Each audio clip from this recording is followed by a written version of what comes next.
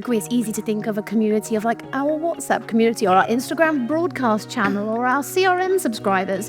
But actually, the community piece is the part of feeling like you belong somewhere. That's really important. Community at its core, it's people who are bound by a common interest or belief, right? And I think that's what everyone forgets, is it's become such a, hey, it's a group of people we can sell to, versus being like, how are we actually connecting people? The first thing ultimately that I would say is understand who your community is and what unites them. If you do something really, really right, we'll celebrate and ride into battle with you. But also if you do something wrong, they'll really hold you accountable. Now the barrier to becoming an influencer is so low. Everyone can be a creator. Never underestimate how incredible you'll make someone feel if you share their story. That is so important.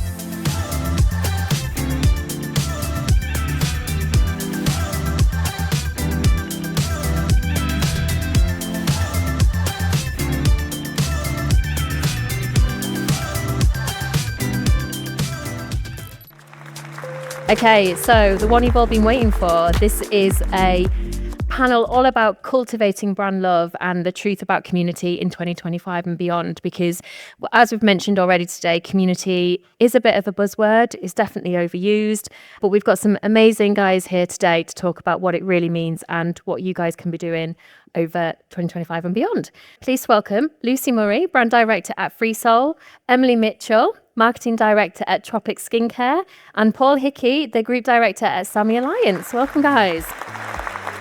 I'm going to ask the big question to start off with. Like I just said, community, one of the most overused words in marketing right now, but probably the one that's least understood for many brands. What does it actually mean? And that's to all of you. I think when I think about community, I think about it in like three different parts. So customers, first and foremost, which I think is ironically the one that everyone actually forgets about, but customers, and then our kind of influencers and creators, and then I think about kind of events and activations, people who would come in person. So I think it's not one thing, and that's both in real life, and online as well, which I think a lot of people forget about. So they're kind of the pillars that I would think about community in.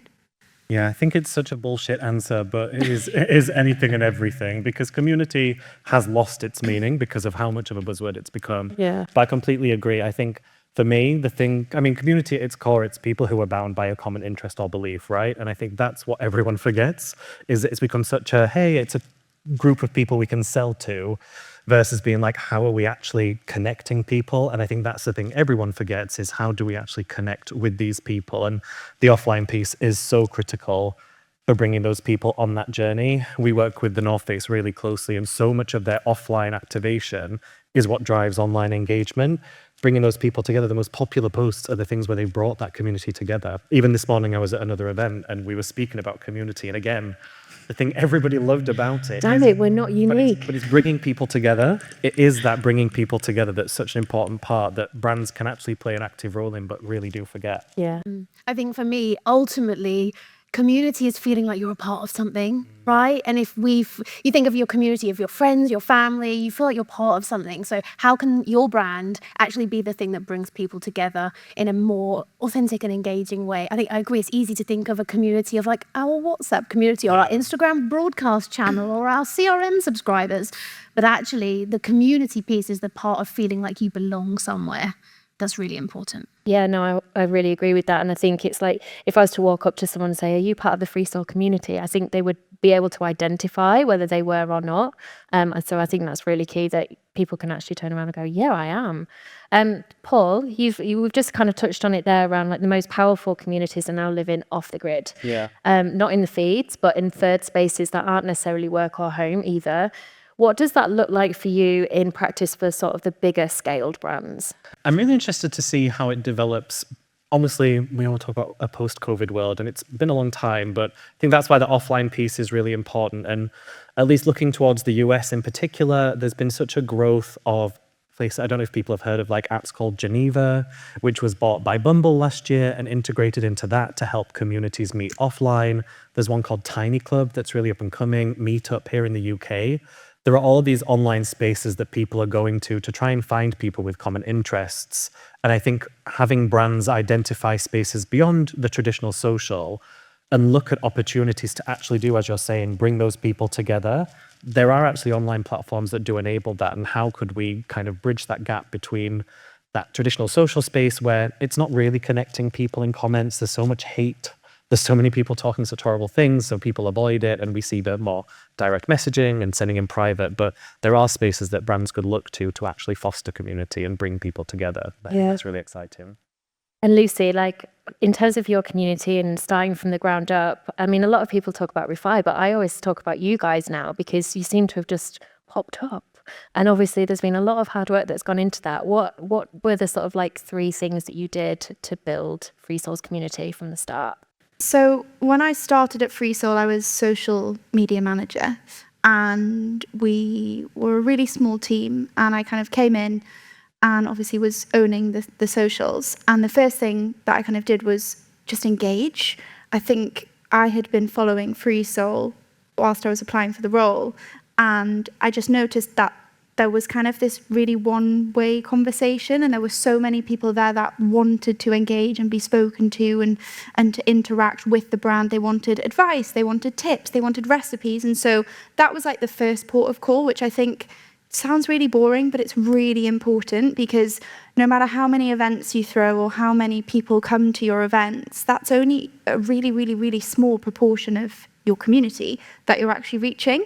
So I think that was the first layer, is just understanding who these people were, you know, how old were they, what were their interests, what were their backgrounds, what was the one thing that kind of united all of these women together. And ultimately it was that they were women who wanted to look after themselves. And so I think as soon as that was kind of identified, we could then build out from there. And I think, you know, I love when people say, oh, you've just popped up out of nowhere, because it has been such a long journey. I've been at FreeSoul for 4 years this year. So it has been a journey of like, our first event we did in Regent's Park, it was a run club. And I think we had like 7 people come, and I think 5 of them were my friends. So it hasn't been this kind of big, glossy, glamorous, you know, influencers and celebrities and this kind of whole big ordeal from the very beginning. But the first thing ultimately that I would say is understand who your community is and what unites them. Because, for example, a run club or a Pilates class, or we've got a hot and cold club, which we're doing this weekend for the launch. That's sold out in 10 minutes, right? It's all, yeah. Like, I was on holiday and I thought, God, this Wi-Fi is terrible. I can't get on. I want to see what's happening.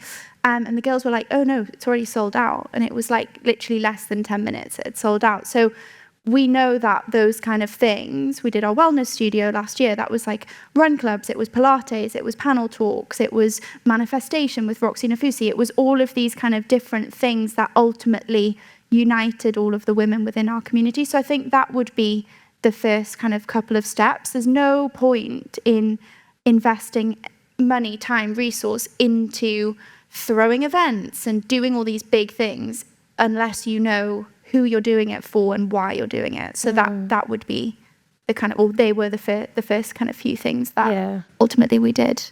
And as you scale, how do you keep that kind of like personal vibe around it, especially when there's sort of like obviously commercial elements connected to it? It's really hard, like, to be totally honest, because, you know, I'm going back home for bank holiday weekend this weekend, and I'm not going to be at the event. Like, it's not possible for everyone to always be there in person. And we actually had paddle and Pilates, which we did as a series last year, and there were kind of a couple of events that we did there that none of the team were around. Like, it's really unfair to expect your whole team to be able to work every Sunday for 2 months across the summer when the weather is beautiful. Like, it's just not realistic. So I think having like our affiliate network, being able to lean into those brand ambassadors who can show up on behalf of the brand and kind of run the show and own things in a way that is still aligned to who we are as a brand is kind of one of those elements. But I think not letting it get too big, I would say, is and not getting kind of carried away and ahead of yourself is probably one of the best ways to keep it kind of personal and ownable. Because, you know, we've done events for 400 people, and actually they're not my favorite events. Like my favorite events are, we did our community retreat in January. We had 15 customers and we took them away for the night. That's one of the like most impactful events that we've probably done, where we actually spend one-on-one time with 15 people who are buying our product and buying into our brand and getting to understand them and why they keep coming back. What is it that makes them subscribe? So I think keeping it small and not kind of getting too lost in the numbers, because as soon as you get lost in the numbers, it's no longer a community, it's just a numbers game. So I think, that would be. Yeah. Guys, come on, I've had a drink. That was excellent. Great advice. Emily, when it comes to listening to the Tropic community, like how often are you kind of changing the course based on what you're hearing? Very often. So for those of you who don't know, Tropic is a business which is really built around a direct selling model. So you might have heard of like legacy brands like Avon, or your mum or your auntie might have used to sell Avon. We do that, but in a very different, fun, fresh, modern way.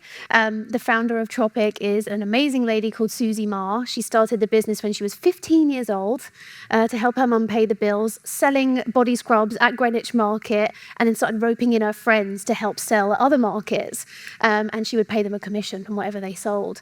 From there, that has kind of grown into this huge brand. And Susie is still at very much the forefront of all the new products that we launch. There is no product, no marketing campaign, no initiative that we do that doesn't have a direct line with our Tropic ambassadors. And these are everyday men and women all around the country who are obsessed with our brand. So when we talk about our community, first and foremost, it is our ambassadors. It's this army of brand loyalists who, if you do something really, really right, will celebrate and ride into battle with you. But also if you do something wrong, they'll really hold you accountable. And so I think, it's a big part of our decision-making process. How do we bring them in and hear what they need, what they're missing, what they like, what they don't? And then, we have to be agile. There's no red tape at Tropic. You can have an idea, and the next week, as my team will tell you, they're there with big glasses of wine. And next week, it's a reality, and we make it happen. But that's what's helped the brand grow to what it is now. Yeah. Awesome. We will get you a glass of wine soon, I promise. I can see one. Paul, am I right in thinking that you kind of like challenged the concept of social listening as just like a tracking moment? Yeah, I mean, SAMY was founded on a basis of literally trying to understand consumers beyond positive and negative sentiment, because it's nice to know that people like you, but actually it's more interesting to know what they say when you're not there. Yeah. I think you often see with panels or traditional research, everyone is so skewed by kind of wanting to prove a point that like, oh no, I love your brand, maybe you'll give me something. I think social listening does offer a really nice glimpse into what people say when you're not there. And I think actually leading into the entire point of brand love, it's a really helpful point to, for Microsoft, we devised an entire piece of work that was all around understanding what drives brand love for a brand like Microsoft. I think the answer to brand love is that every brand has a different version of what that means. And we were able to use social listening to identify for Microsoft in the tech space, what does brand love mean? It means making my life easier. It means giving me access to the people I love most. And you're then able to use social listening to be like, okay, well then is the way that people talk about you and what they say, does that match up with those pillars we've identified to actually then say, oh, you are building a good job because people reflect back what they need to like versus what they're saying with this. And so it's an interesting point that we use this to kind of really guide how we understand audiences. And even beyond that, not just looking at kind of topic-based listening, but author-based listening. And I think twisting just social listening on its head, I think again, when you think of a category like beauty, everyone kind of thinks it's this ubiquitous, oh, well, if it's beauty, people only care about beauty, but there's no one person who only cares about beauty. So you need to look at like, well, what do people who care about beauty, what else do they say? What else do they care about? And so we've done so much work that's kind of what are the associations with beauty and other topics? How do you find correlation by people versus just by topic? Yeah. And I think trying to have that really human first approach to the way that you do everything just really recenters you to think of the people you're connecting with, which I think community often misses now. How many times are we going to say community today? I know, a lot more. Emily, so Tropic is always sort of like led with values, right? But tactically, those values obviously have to facilitate belonging.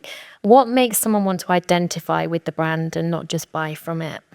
So at Tropic, we talk about an infinite purpose, because I think often we can talk about what's your purpose, what's your mission statement. It can often be something that's a goal that's quite tangible, but it's not maybe forever or bigger. So we have an infinite purpose, which is, Susie, the founder, said to me in my interview, her actual words were, she won't mind me saying this, she was like, when I'm dead, I don't want it to say on my headstone, Susie Ma made great skincare. She wants it to say, Susie Ma helped create a healthier, greener, and more empowered world. And so that, as a skincare brand, okay, it's a bit of a stretch, but what does that mean? It means that we donate 10% of all of our profits to charities and good causes. It means that we've built schools and we go and take our ambassadors to visit those schools. I was in Madagascar last year visiting the new school that we've just built. It means that I can come in as the new marketing director and say, I really think we should be working with the Prince's Trust. They're doing loads of work in the UK and they're helping young people, and it really aligns with, go for it, Emily, I trust you. And so living the values and being part of that internally at HQ then filters down into our ambassadors and the way they talk about the brand. And it then filters down into when they're talking to their customers, how they perceive the brand. Now, we've done loads of studies into purpose, and we just had a great talk on the table with the team about purpose. Like, is purpose enough? Is it the thing that's going to make someone convert and buy something? Our research says, no, it's not. It's a nice to have, but ultimately, if the product doesn't work and it's not the right price point and it's not solving the problem I have, I'm not going to buy it based on the fact you give to charity. But what we know, again, time and time again, is people buy the products based on the price, the positioning, the reviews, the 5-star rating, the awards. They realize it's great and they love it. And then the purpose and the things that we're doing with charity actually are the things that keep them loyal and make them feel like they're part of something bigger than just buying a moisturizer. And so for us, the purpose piece, it's a core of what we do, but we don't ram it down people's throats, especially when they're new to brand, because actually it's not part of their key decision-making process at that point. Yeah. I mean, we kind of touched on something similar this morning in terms of like having that connection and that human connection when we talked about like brand experiences. And this is a question for all of you. Like, what does like emotional connection at scale look like for you guys, especially in spaces where it can't be sort of like physically present? For us, it's everything. The whole brand has been built on emotional connections and in-person conversations. It's word of mouth that has made the brand as popular as it is and successful as it is. And let's be real, right? We're all in a world where we are craving human touch. We are more digitally connected, but maybe physically unconnected as ever. Like, when was the last time you just really went and like touched someone and like connected, like we just met? But like, we're living in a touchless digital world. We're sat here on our phones taking notes, not writing on a pad. And there is so much power in meeting face to face and having a real human conversation. I've just met these guys, but we're all going to be friends now. We're going out. Real friendly, right? But that human connection is so important. And doing that at scale for our brand, someone talked about pop-ups. I was talking to SAMY Presents earlier. You come into a brand, you don't have 200 grand to blow on a pop-up one weekend in London for a few people to come and talk about it. Not every brand is in that position, but every brand is in a position to use their VIP customers and say, hey, you want to get your VIP customers together that you've got identified geographically where they are. We're going to put on an event where you can get your friends together, get them round, have a drink, have a party charcuterie night, like all the Gen Zs are doing, and get your glug jug out and have a lovely flat lay. But we're going to then zoom in as the brand, and we're going to host this Zoom event for all of you to follow along at home and talk about wellness and well-being or skincare or a masterclass. So you're not physically there. It's cost you nothing but a Zoom license, but you maybe are connecting with 10,000 plus people and introducing your VIP customers are bringing their friends into the mix as well. Yeah. And that's free. I mean, that feels like that needs a... What about for you, Paul? I agree. I think it is that human connection and the importance of moving beyond influencer into advocacy, because it means, we all follow so many people on social media, but the things that grab your attention more are when a friend posts something, when somebody that you know talks about something, and it's very likely that when you see that person, that will stick in your head. And regardless of if it's a product, an event, something that they did or went to, you will ask about it. So being able to build that emotional connection does come to understanding not just influencers, but everyone within it, to be able to kind of then say, well, what do they care about? How do we connect with that? Because when they talk about it, it's going to mean something to the people that they connect with. And that locality, it's something that brands struggle with, because you can't be everywhere as a brand. You have to choose, is it going to be a London event or a Manchester event? But the UK is so big. And I'm from Halifax in the north of England, a tiny town. And I would always say to brands, if you can't connect with my 16-year-old brother in Halifax, you're going to fuck this up, right? Like, you're not going to succeed. And so you need to look at how you move outside of those centers. And it can only be done by building a community of people who will speak on your behalf to create that emotional connection. Lucy, did you want to add on that? Sorry. I was just going to say, I think it also depends on like the product and what it is you're selling. Like, we're really lucky at FreeSoul that not many people can go to work every day and actually say that they're changing people's lives. A lot of the products that we sell are having a really profound impact on women's lives. Like, our reviews for our PCOS supplement, we've got like 8 FreeSoul babies, and that's like no joke. It's having such a huge impact. So I think that emotional connection is made easier. I'm not saying, everything that we do is so easy, but it is made easier by the fact that actually the product has that kind of tangible impact. Whereas if you're selling like a sofa, it's a little bit hard to have like an emotional impact on your community. But I absolutely agree with everything that you've said, in terms of as well the fact that when you're kind of reaching consumers through influencers, it doesn't feel sometimes as maybe as genuine. But actually, I think now the barrier to becoming an influencer is so low. Everyone can be a creator. Everyone can create content. Everyone can kind of put a testimonial up on Instagram or TikTok or wherever and kind of really connect with that person. And when they're talking about a product that has such a profound impact, the two kind of going hand in hand can be really, really powerful. Yeah. On that, it all comes down to making your customers and your community feel something, right? And then we talk about feeling like you're part of something, but feeling special. Ultimately, we overlook it.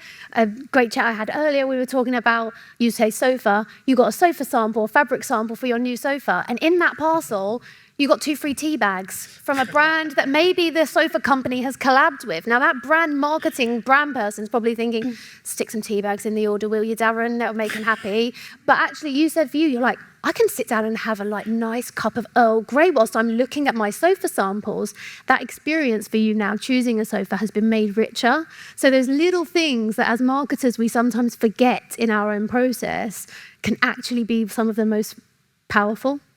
Doesn't all have to cost a lot. You can tell I work for a very scrappy budget brand. You've got to be entrepreneurial. You've got to think, like, if this was my business, this was my own personal money, how would I be spending it? And you can create connection with something as simple as a cup of tea.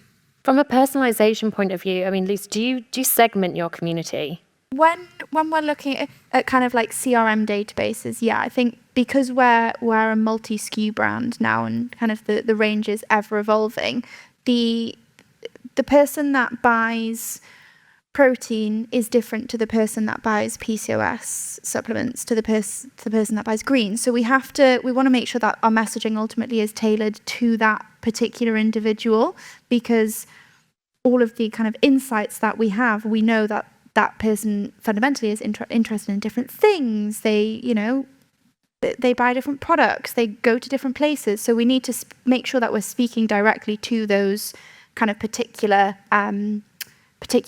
segments. And I also think age is a really huge one for us as well.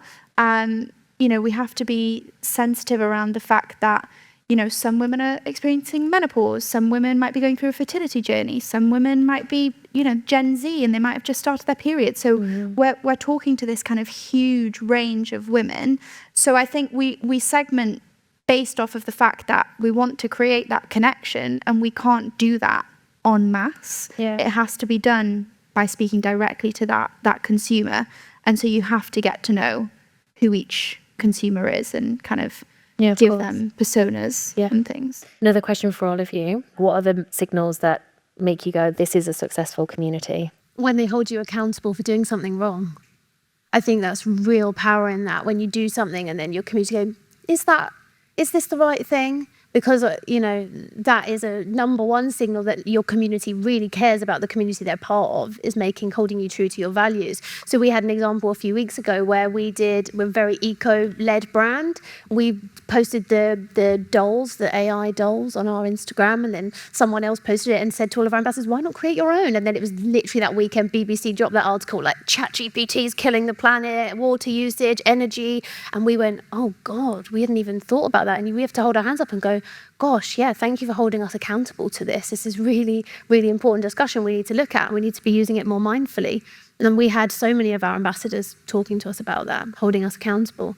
And also on the flip side, the positive is the amazing things of like, I can walk down the street now and be on Brighton Pier and a Tropic ambassador will recognise me and be like, are you Emily from Tropic? And like, actually, you are part of something, and there's 20,000 ambassadors I'm watched wherever I go now. But that's also a good signal, is that people connect with the brand. And if you have people in your brand that you can use as a face and they can recognise you at an event and they can speak to your founder or whoever, that's really powerful when you're you hear that people like and can see you in public, although it's a bit terrifying. When I went for my new tattoo, she had a Tropic magazine out, and I was like, oh, let's have a chat. That? Yeah, perfect. I think for me, there's so many practical things that you could look at. View through rates on TikTok show that you're making content that's relevant to the people you want to connect with. But I think for me, the things that I love, it's hard to get to, but when you meet offline communities who really bond and gel together, that positivity that comes through. And actually, you can kind of bring that online. And when you see the people who are part of this actually speaking to each other, that you've proved the point that you've not just done the job of building, but you've connected people. And I think that is for me, the nicest part of community, is being able to bring people together. And so being able to see people building those connections is like a really good point that you've done the job you wanted to do. I was literally going to say exactly that. We have a lot of people come to our events on their own, and whenever they come, they'll leave with other people. We've had some girls that came to our wellness studio, and they were like going for brunch after, and they call themselves the FreeSoul friends because they met at another FreeSoul event. So I think that's when you've brought you've appealed to the right people. They've come into the room and you facilitated that connection. And the same with like the TikTok lives that we do. Yeah. We have moderators who go through the comments from FreeSoul and reply to things. But actually the best thing is when someone will ask, oh, do the greens actually taste good? And then you've got like Susie from like, I don't know, Norwich or something, replying like, oh my God, I've had them every day for the last 6 months. Like, they're amazing. You should totally buy them. It's like, we don't have to even step in. The conversation, it's a two-way conversation, but not between us and them. It's between they're doing it themselves, I think. Yeah. And there's some brands that do a great job. You think of like Beauty Pie or Caroline Hirons and Skin Rocks in that beauty space where they've created an online community. We joke like, who goes on Facebook anymore? But you do if you're part of those groups and those communities because you want to see what's up, right? And there's brands like that still do an amazing job at bringing their community together to facilitate conversations. It's not just brand to customer, it's customer to customer. Yeah. The Scamp and Dude Facebook group is just popping off all the time. Yeah. Okay, I'm going to go to the questions. The first one is, how do you deal with people copying your community building? It sucks when you spend so much time cultivating a connection. I mean, I'd take it as a compliment. I'd be like, you've done such a good job that people want to copy it, right? You can't stop someone copying it. There's no way to stop someone doing it. I think you just have to do better. Yeah. Yeah, just kind of focus on where you're going and try and kind of drown it out a little bit. It is frustrating, but yeah, just on to the next. Horse blinkers. Yeah. Focus on your mission, what you're doing, what you're here to do, and shut out the noise. It's hard when you've been in a big company. I've worked with in Unilever, and everyone's obsessed with competitors and what's that brand doing. And I come to a founder-led company, and it's like, Emily, we lead, we don't follow. And that is that entrepreneurial mindset that if every brand builder in this room went away with, we'd be unstoppable. Are you using AI to enhance community engagement or personalize interactions? We don't especially. We currently really like the human element of it and being able to find the right things to interact with online. I think for me, we're not at a place with AI where I would 100% trust its ability to go out on its own and interact with the things. Doesn't have that sense of being able to say, is that comment being said in jest or is it being said in truth? and you could get yourself into some difficulty. So I think right now the human touch is really critical.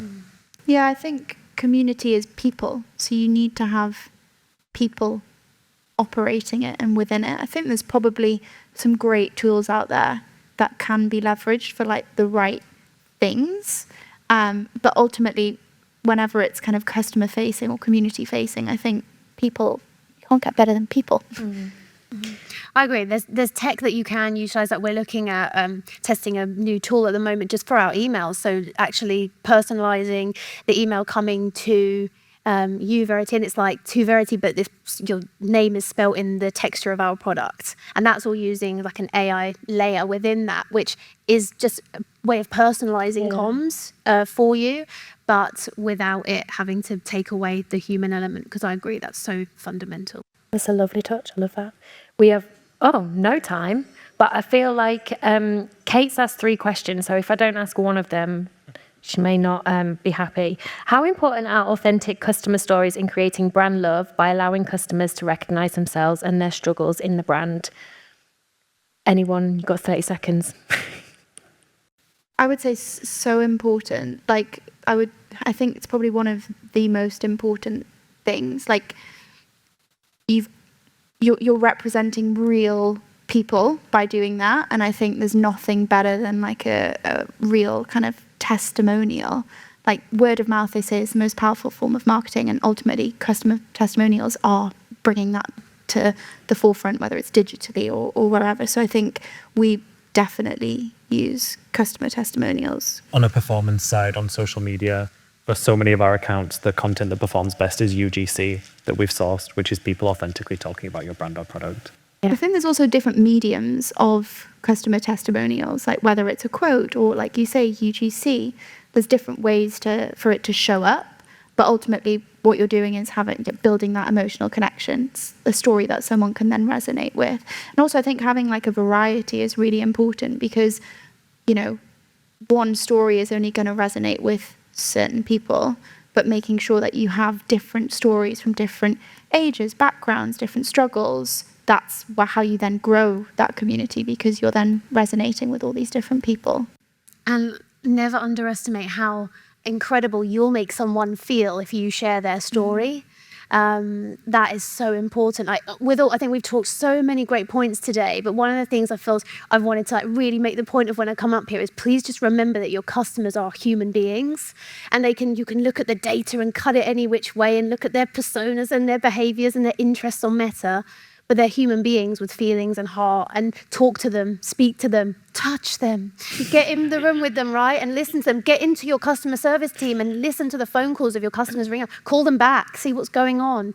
And actually, if you've got an amazing success story, yes, it's an amazing marketing opportunity to share it and use it as social proof, but also think about the impact on that individual who's going to feel so proud, like, oh my God, they've shared my story or my testimonial. They're going to be one of your biggest advocates going forward. Guys, this has been awesome. It's gone super fast, but thank you so much. You can get your rosé now.